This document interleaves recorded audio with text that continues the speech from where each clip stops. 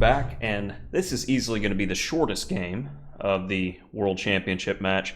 And I don't really blame Nepo at all in this case.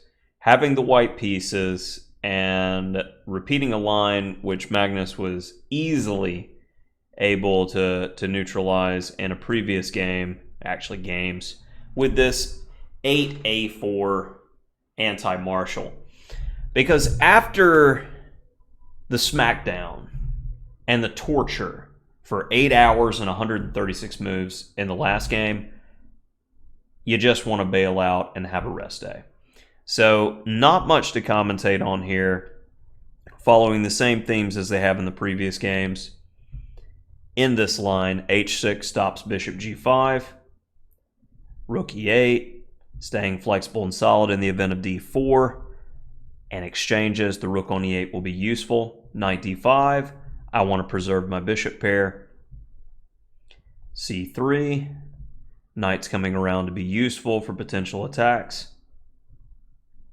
Bishop e6, would you like to trade off your piece? And here's one of the few points in the game that I thought maybe there could be something else, but upon some analysis, I didn't see much after, say, for instance, rook a6, looking to try to use the only open file on the board. Well, black needs to contest it immediately. And we have this wonderful little tactical move. Bishop takes h3. If pawn takes, we win the knight. And on takes back c6. And again, black is compact. Equality. In the main game, we get d4, in which case takes,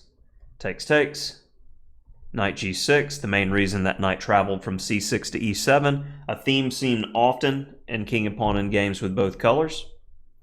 We've got a backwards pawn, so can we get rid of it? If we can, we're definitely just equalizing, and Magnus finds the cleanest way to get out of this situation where all of the pieces seem to conveniently lop off with the symmetrical pawn structure and pieces here. Queen c3. Magnus has had enough of playing today.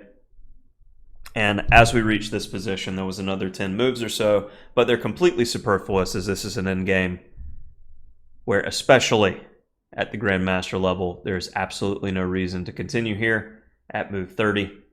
So the game was drawn, and as stated, this is the only game I won't fault Nepo for his opening prep, because he got absolutely trounced in the previous game, and it's hard to emotionally recover. And a lot of commentators have been saying that Nepo is a second half, like he flops in the second half of most of the major events in the critical moments, and that one of the main benefits of the candidates was it was split in two over the course of about a year due to COVID, and that gave him a huge edge coming into the second half because it was like a brand new tournament.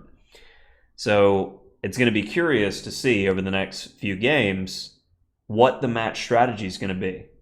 And I fully expect that Nepo is going to try to press, and Carlsen is simply, he's got a 1-point lead. That's enough to win. So no unnecessary risk by Carlsen.